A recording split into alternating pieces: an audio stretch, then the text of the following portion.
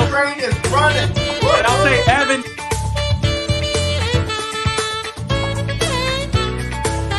That's good. You're 4, but I don't have to be. It's a win.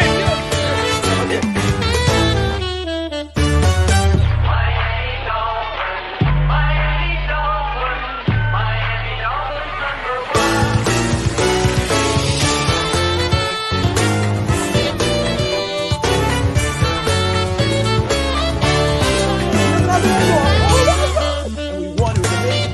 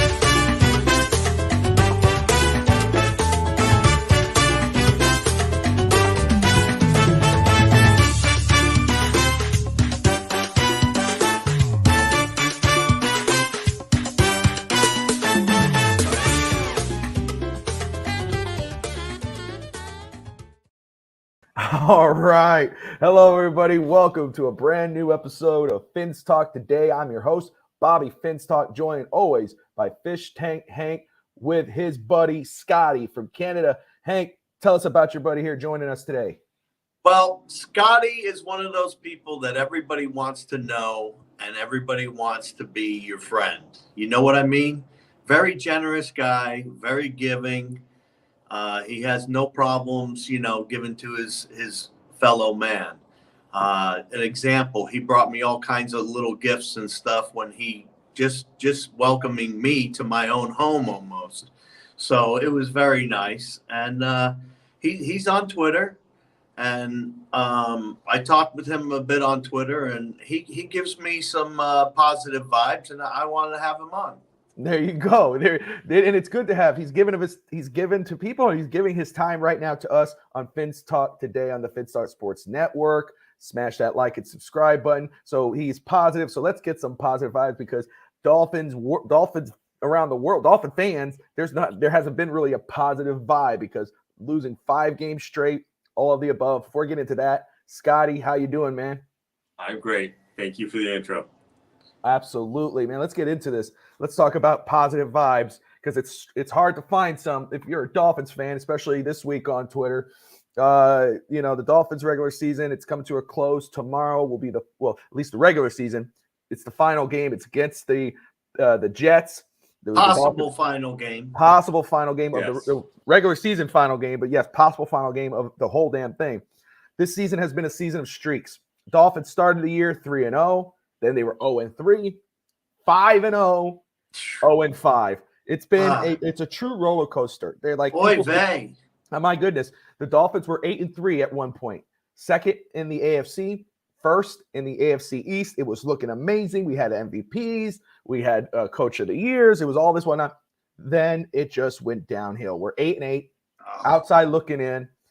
Even if we win tomorrow, we could still miss the playoffs if the Patriots somehow beat the Bills, which I don't think none of us believe that could happen. But you never know. Any given Sunday. This week alone, Dolphins Twitter, it's been, especially during the losing streak, but this week has been just crazy, especially with the reports coming out that some people could be on the hot seat. Outkick.com writer Amado Sagaro, who used to report on the Miami Dolphins, who's a respectable guy with the Miami Herald at one point, wrote an article talking about all different types of jobs, talking about all types of people who could be on the hot seat, and he brought up the Miami Dolphins. Basically, So we're going to poke this bear. we are going to poke it. We're going to talk about it. We're going to do it. And Amado Sagaro said, hey, look, if the Dolphins lose and miss the playoffs, everyone's job's at risk. This is something that's been talked about. Hank, you and I discussed this even at the start of the season. Before the season, excuse me, we talked about what could happen if Miami just crap the bed. Yeah. So now at the end of it, they are crapping the bed. So this has come up. So let me ask you this, and maybe let's start with Scotty here. Should fans, if let's not even talk about the game tomorrow, but right now, just the way the season has played out, a lot of fans, there are fans saying, you know what, let's clean house, let's get rid of this, or let's fire Greer and fire, let's just do it. Should fans cool it on that fire this guy talk, or should they just let it ride? Well, if we want to be a dysfunctional franchise, then yeah, keep talking about it. But why give up on a guy after 1 year? Boyer makes sense. McDaniels, Greer, that doesn't make sense. What do you think, Hank? Well, I can see why people would want to fire Greer. I can see that. I can definitely see why. And he always tries to do things with a Band-Aid, so to speak, by bringing in injured players. We all know that. That's his history of bringing in injured players and trying to make them work. And half the time it doesn't work. So I could understand why people are upset with Greer. But as far as McDaniel goes, I'm not really on the ride of kick him out already, because a defensive coordinator was forced on him to begin with, whether he wanted that defensive coordinator or not. So, and half the problem is on defense. Well, a third of it's on defense, because we have problems on special teams too. But we have problems across the board right now. And you know, that's when a lot of fans get disheartened over this. I don't get disheartened over it at all, Bobby. I just sit there and say to myself, okay, well, what's coming up this week? And for me, it's the Jets. Yes, I know you're a week to week, and you know you're look at the right part of the situation compared to, excuse me, sorry, that then look at the bad part of it. But no one could say that you don't look at the reality, because you and I have discussed the reality before. Oh, yeah. I mean, I believe Greer's on the hot seat. Yes. Yes. And let's talk about. And so is the defensive coordinator. But as far as McDaniel goes, that's going to be more of a personal choice by Ross, in my opinion. I think. And right. Who the hell could sit there and say they know what Ross is going to think? You know what I mean? You don't know what he's going to do. That's why, for me, it's like if they miss the playoffs, all bets are off. We could see what happens. Scotty brought up a great point. Dysfunction. Well, this organization's been dysfunctional in regards of the top echelon of it for a very long time. I mean, let's look at it, because I know a lot of people said, you know, a coach who is at one game out of the playoffs, how could you fire him and all this, whatnot?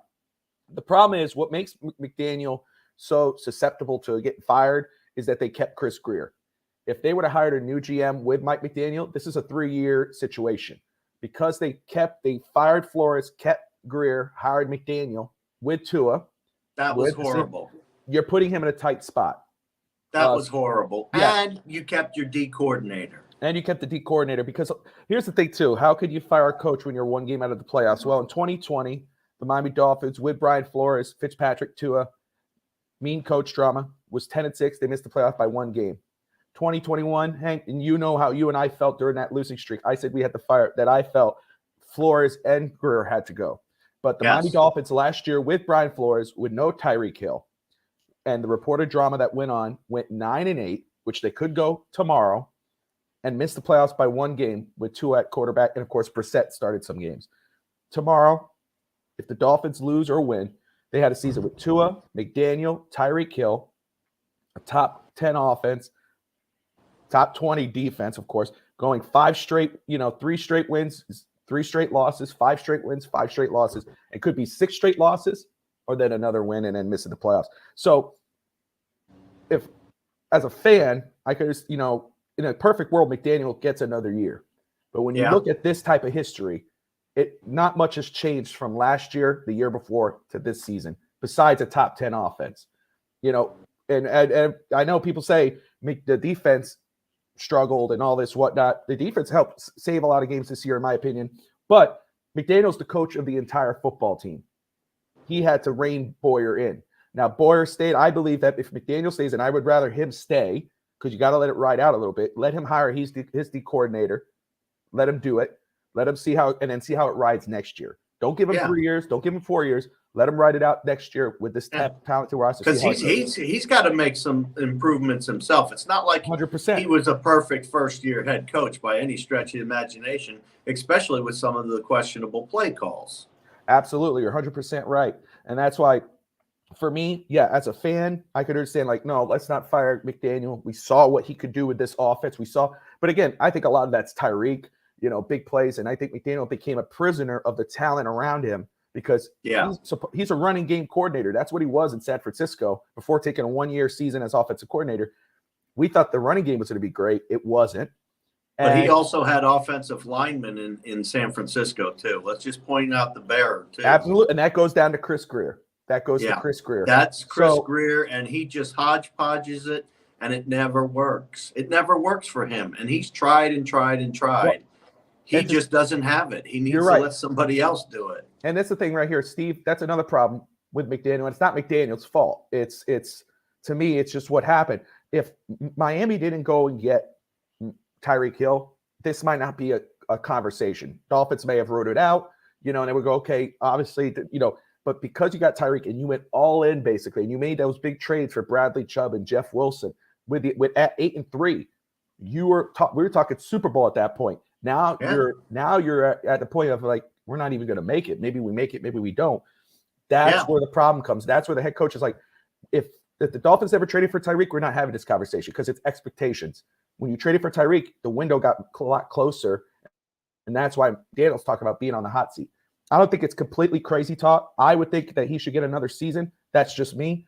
But I think, and I talked about this early in the year, that I expected this if Miami lost out because Ross, he put a lot of money into this football team. He's been embarrassed now with Brian Flores' lawsuit and all that, just to miss the playoffs, especially after going 8-3.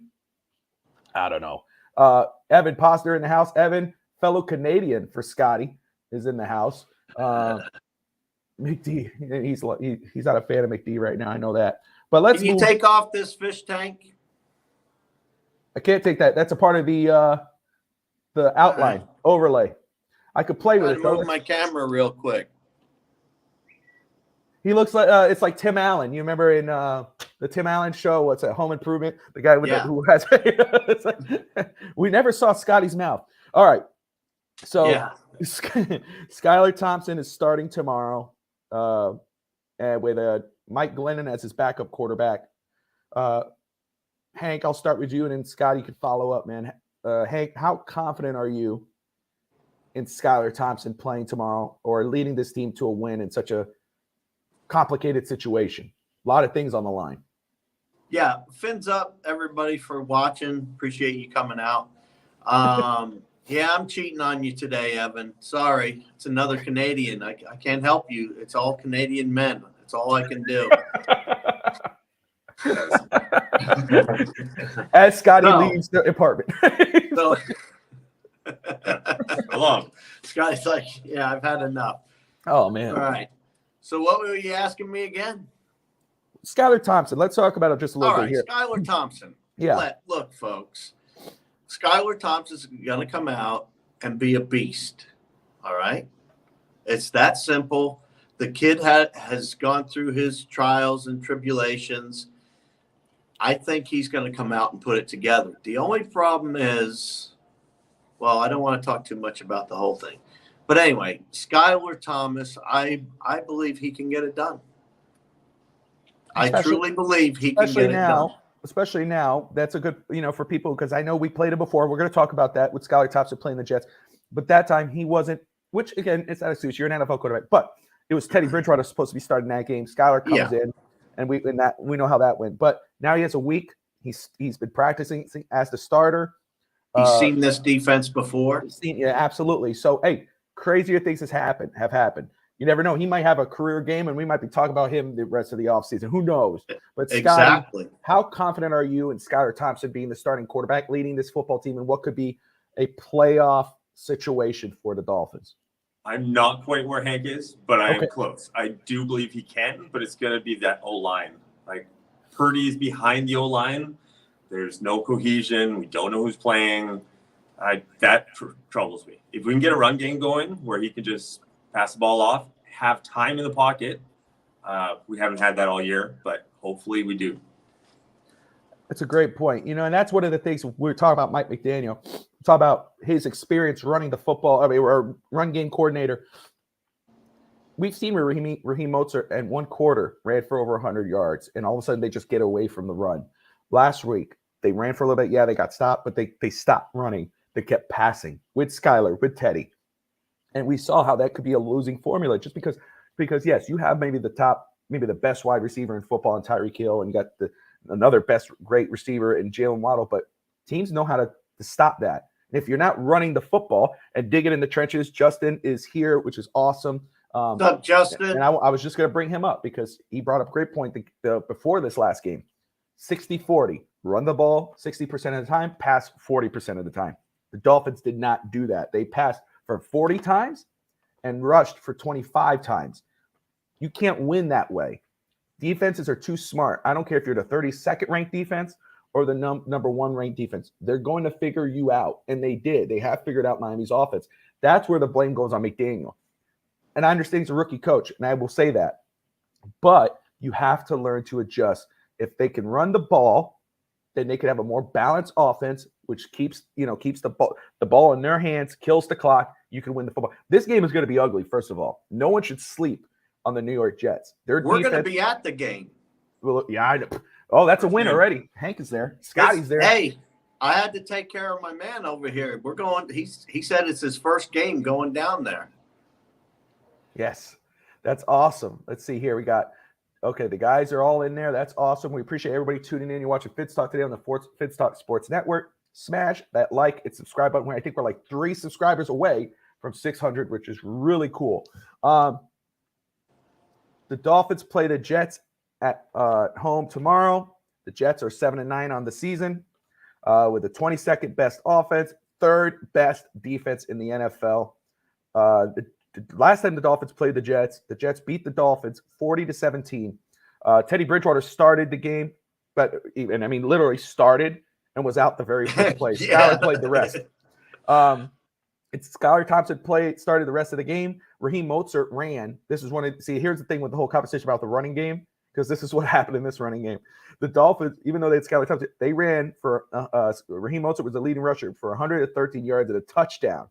Jeez. And they still lost. Yeah. Was it a one-score game in the fourth quarter? Yeah, and it was they blew them up in the fourth.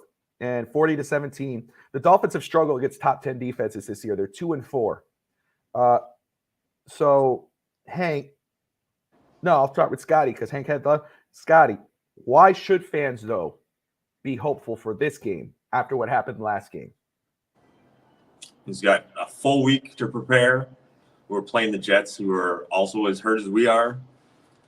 Like, this is a Jets team. They may be up and coming in a couple years, but they're not there yet. And their quarterback situation is as bad as what we have right now. Yeah, they got tomorrow. They have Joe Flacco starting. Joe Flacco is 6-2 against the Dolphins, but he's 0-2 as the Jets starting quarterback when he's played the Dolphins. So he could go 0-3 tomorrow. So, Hank, follow up, man. What do you think? What are we talking about? The Dolphins, the last time they I played was distracted by my wife started talking to me. That's okay. That's okay. The last time the Dolphins played the Jets, they lost 40-17. The Jets have a top 3 defense. The Dolphins have a losing record against top 3. They've struggled this year. They're 2-4. Joe Flacco 6-2 as a starting quarterback against Miami, 0-2 against the Jets. But why should fans, despite all of that, be hopeful for this game tomorrow? Well, this isn't Tyler's first game now. He's had a full week to prep. It's really going to come down to, like you were already saying, our offense against their defense kind of thing. And, Joe Flacco, he's still got an arm. It's not like he can't throw the ball, but sometimes he's a little slow in his motion, and that's what usually people capitalize on him when he's a little slow in his motion. So his release isn't the fastest, I guess you could say. But I really there's a lot to like about the Miami Dolphins in this game, believe it or not. We're now playing with a unit that's been beat up for quite a while now. So you already know the absentees. I don't even know if our left tackle's starting or not. Do you? Armstead, I thought I read that he was starting. Okay. I wasn't sure. Check out this injury report. See if I got the injury report in front of me. I wasn't sure. But I'm hoping he starts. If he starts, I have a lot more faith in what the Miami Dolphins can or can't do. You know what I mean? So the Dolphins have him listed as they have Armstead, Kendall Lamb, Cedric Wilson as doubtful for this contest. Armstead has been battling through toe, pectoral, knee, and hip issues this year. He appears more than likely not able to go this Sunday. Yeah. See, So- that's the problem. That sucks. It's not so much what can Skylar do or what can't Skylar do. It's what can the offensive line do without the missing pieces? What can the offensive line do? They're going to put Eichenberg back in there. You remember how bad he was? Oh, my goodness. You know, I'm not sure who's starting, but that's my concern more than anything else, to be honest with you. That's fair. It's absolutely fair. And let me just, King Short, thank you for tuning in. G, good to see you. Good day, guys. Happy Saturday. Talking Dolphins on the Fitz Talk Sports Network. On Fitz Talk today with Fish Tank and Bobby Fitz Talk and special guest Scotty. Let me, I like to research, and Hank knows this. One of Hank's pet peeves with me, but hey, sometimes it's good. But Yeah, I like your numbers. I like my numbers. I like reading up on teams and everything else from other articles. But here's the Daily News. Antoine Staley used to cover the Dolphins. Now he covers the Jets. But this is what he wrote about the Jets defense. The Jets might have the number one defense in the NFL statistically. However, Gang Green's unit has slipped in recent weeks. Robert Saleh's defense against the Lions in Week 15 allowed a 51-yard game-winning touchdown with 1 minute and 49 seconds remaining. The following week against the Jaguars, who've been hot this year, or at the end now, they had a 96-yard drive in the second quarter that played a significant role in this game. And then last week, with Kenneth Walker, the third ran for 60 yards on the first play from scrimmage. Gap control, So the defense, even though they're number 3 ranked defense in the NFL. Yeah, but you had big plays on them, but a big play doesn't necessarily. A big play negates a lot, though, and it is. But what's Miami changes the number? It skews numbers, is what it does. That's why watching the game is completely different. Scotty, what part of Canada are you from? From Winnipeg, right in the center, above North Dakota. There you go. Cold country. Yeah. I call it way up yonder. Way up yonder. Fins, not fins up, fins sideways right now, unfortunately. Oh gosh. So let's keep going here. Evan is from Canada, so he's gonna try to find out where you are. You probably found yourself a new best friend. Scotty, and it's okay if you don't. Oh, are you a Blue Bombers fan? If I like the CFL, yes. I'm not a CFL guy, though. No. There you go. I'd rather be a Fighting Irish guy. There you go. Okay. All right. So I'm going to start with you, special guest. And if it's okay if you don't, but, just give as much as you can. To secure a Miami Dolphins victory, what are your 3 keys to victory tomorrow? What should Miami do? What should Miami do to secure a victory tomorrow? I think we have 7 or 8 games with no takeaways. We need to win the turnover battle. We just can't overcome that. Since it's a home game, we don't have to worry about being scored on at the highest rate of the league. O-line, hopefully it's cohesion. We have given a little bit of time for Skylar to throw. And then on defense, if we can just attack Flacco over and over and over again. Love it. Love it. Fish Tank.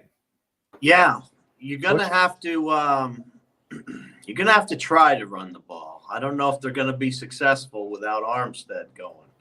So you're gonna have to try to run the ball. I think a big key to the game is gonna be, will our offensive line be able to overcome the Jets defense? And I would have to say that Skylar Thompson's going to be a key to whether or not we can excel or whether we flop on our face. And I totally believe that with Skylar, he is going to be a key to this game. He is going to come out and he's going to play like you haven't seen him play before. That's just my feeling. That's just a personal feeling. Yes, sir. Now, as far as the third thing is exactly like my man said. It's a matter of penalties and turnovers. We haven't gotten squat for turnovers, and the penalties have killed us. If we can control those, then we control the game. We have to win the turnover battle, though. We have to, or we won't win this game. I think you're absolutely right. And I know, you always speak to the most positive thing when it comes to this team. And I always hope you speak it into existence, because the great thing about Skylar is that he has an opportunity. He played this week. He's been practicing all week. He's played against this defense before. He has the weapons. The weapons are there in regards to Tyreek and Jalen. But you have to run the football. It could happen. But you're right. Those keys, both of you, those keys are very important for Miami in order to win this football game. And Steve is absolutely right. In order to win this game, guys, the Dolphins have to score more points. Come on, Steve. Yeah. I mean, what do you want me to do with that? We have to score more points. If we score less than the Jets, we lose this game. That's yeah. it. Okay. Yeah. Steve, that's awesome, Steve. For me, again, and digging in the Justin JPF scout of Digging in the Trenches, which, guys, it airs at 2:00 Eastern time. More Dolphins talk on the Fit South Sports Network. They got key matchups. Bricks, him and former Houston Oilers wide receiver Reggie Brown host that show. Awesome show. Tune in at 2:00 on this network for more Dolphin stuff. They got great content coming up. For me, obviously, run the football. Take the pressure off your rookie quarterback. Control the clock. That's first key for me. Defense needs a statement game. They've sealed the game before with a victory against the Steelers with interception. That was Igbo. They've done that, but they need a statement game. Smother Flacco, get turnovers, score. Get one defensive, or give me 2 defensive touchdowns. But this has to be a statement game from the defense, especially when Josh Boyer has been getting the hammer all week. They need to come out and make a big game here for him and for the team, obviously, to win. And to protect the football. No interceptions, no fumbles. Protect the damn football, because you guys have said it, and I love it. I got the notes right here. If you lose the turnover battle, you're going to lose this game. Yeah. And, this is going to be There's no doubt in my mind. If we don't win that battle and lessen our penalties, I don't think we're going anywhere. Evan says, win the toss. And that's true. Win anything, grind it out between the tackle, pound the damn rock. I think everybody is saying, run that football, control the clock. This is going to be an old-fashioned football At game, least try opinion. to run the football. I don't know if we can, but at least try. That's the thing, too, right? You're absolutely right. This is an old-fashioned football game. I don't think it's going to be some big – I think it's going to be a slugfest. I can't see some – people are going to tune in and go, I want to watch this game. I don't think there's going to be some high-scoring game, in my opinion, Fish Tank. What's your score? Who wins and why? I'm going to let the guest go on that one. Ooh, okay. Go ahead, Scotty. What do you got? I got 24-13. I believe in our boys. There you go. You're going Dolphins, 24-13. And you know me, 28, Yes. 21. All right. Miami Dolphins. There you go. Ready for the playoffs. Thank you for tuning in. We appreciate you. I think it's a low-scoring game. I think Miami wins this game 17-13. Dolphins pull it out. And, of course, I don't think this is out. Does anybody on the comments, anybody here on the show believe that the Patriots could beat Buffalo tomorrow? Truthfully? Yeah. It just depends on their emotional state, but That's fair. They should definitely win that one. The last time Buffalo rested their players, they put 56 points on a Bill Belichick run defense, needing to win. Yeah. So really, it's Miami. Do your job. Win and you're in. That's it. Win and you're in. And here's the thing. We've been talking about streaks. And, If the Dolphins win tomorrow, after going 3-0, 0-3, 5-0, 0-5, if they win tomorrow, that's another streak, fellas. If we win tomorrow, I don't know if it's going to be 3-0 or it's going to be 4 or 5, but we're going on another streak, okay? So if we win tomorrow, we go to the playoffs, whoever we play, and Hank knows because it grinds his gears with me, but I'm going to say it right here. If the Dolphins win tomorrow, whoever they play in week 1 in the wild card, I'm picking the Dolphins to win. No stats will change my decision. You know what, though? What? My wife once told me, as I was running down the street, by the way, you got to know when to streak. You know what I mean? And I was doing it at the wrong time. That's why the cops put me in cuffs. You're my blood blue. Chris, good to see you. She has it 28-17 Miami. Ready for playoffs, has it 24-6. Right on. You know, I gotta can't say, see ready.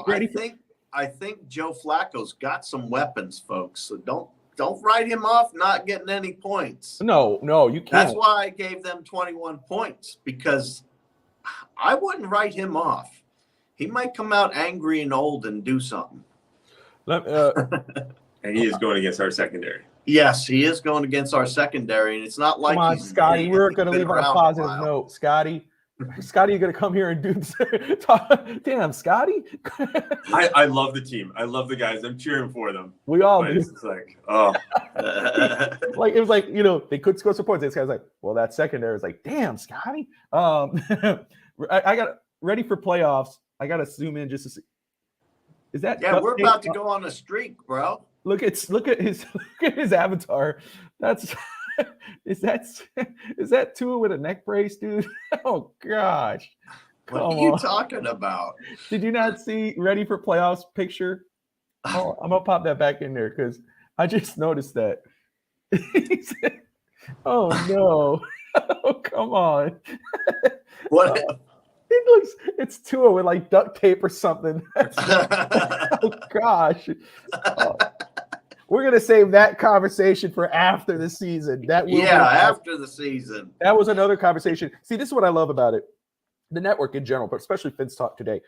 Hank and I talked about a lot of this stuff already.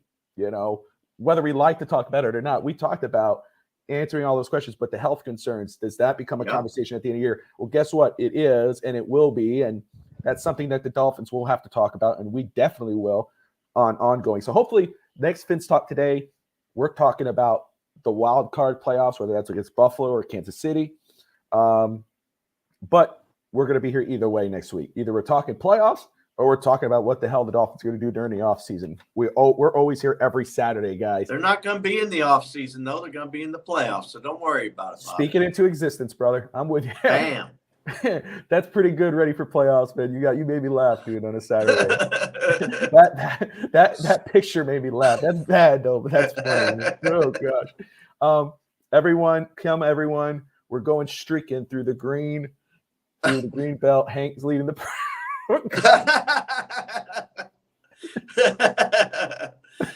Steve has it 20. Yeah, that's right. 24-23 Miami. King Short says, damn it, man. Hey, everybody's got a streak, man. I'll lead the crew, though. I'll lead. A lot of burned out eyes after that, I'll tell you. Yeah, once they get a look at me, but I got to have my shoes on. Sorry. I got bad feet. I don't think anybody wants to see those toes, probably. I don't think it's the toes they're worried about. Oh man, it's too good. We're having too much fun here. Take us out of here, Bobby. Yeah, let's get it going. But let me just remind everybody, we got continued Dolphins coverage here today at 2:00 Eastern. We got Digging in the Trenches with JPF Scout and Reggie Brown. They're going to be talking about, obviously, the Dolphins versus the Jets, the bricks. How many bricks do the Dolphins have? How many bricks do the Jets have? I'm going to be driving. Otherwise, I'd be watching. Oh, you can always tune in after, brother. Tune in. Yeah, after. I do. That's I go in and look it up. Yes, it's a great show, man. And, obviously, when you get a player's perspective, like Reggie Brown, who's been in locker rooms in the NFL, who's had that experience, it's really cool. And obviously he's a Dolphins fan, which helps. So it's really cool to have his opinion of it. And of course, Justin's opinion and his knowledge, his self-knowledge of the game. It's really awesome to see. So guys, after right now, 2:00 Eastern, drink some coffee, eat your lunch, tune in to Digging in the Trenches. And then of course, post-game show tomorrow, win, lose, or draw, raw emotion. Post-game will be coming at you right here on the Fitz Talk Sports Network. Fish Tank, Scotty, any final words for today? Can I actually ask you a question before we're off? Yes, sir. Yeah. About the running game. So it seems like we're running the ball when we have good looks. As soon as they anticipate that we're running or it's third and short, we cannot run the ball. So maybe that's why we're getting away from the run game. Yeah. I think you're right. I think it's, and I don't want to knock on McDaniel because he's a rookie coach and it's just what Miami put themselves in. But I think he gets discouraged with the run game. He knows what he has in the passing game. We know about Tyreek and Jalen Waddle and Trent Sherfield and Gesicki or whatever, even though Gesicki's hardly in there. I think he goes, I trust my receivers more than I trust my running backs or my running game in general. You know, I know that I could get a first down on a 5-yard slant or a big bomb down the field of Tyreek rather than run the ball. But that's just something that McDaniel has to learn to trust. Trust yourself, trust your running game. You know, Raheem Mostert has shown that he can do it, that he can run that ball. He could find a hole. Jeff Wilson as well. I know I've talked to Dig and Justin before about that. Really, with this offense, I know a lot of people, every year we're talking about we need a running back. Hank and I have talked about it year after year after year. But the fact of the matter is, really, with these guys, the way Miami's shown, really, you don't need a running back. However, if you don't trust those guys to get you done, obviously you need help that offensive line, then you're going to have to go out and get a legitimate running back that you can trust to get that first down.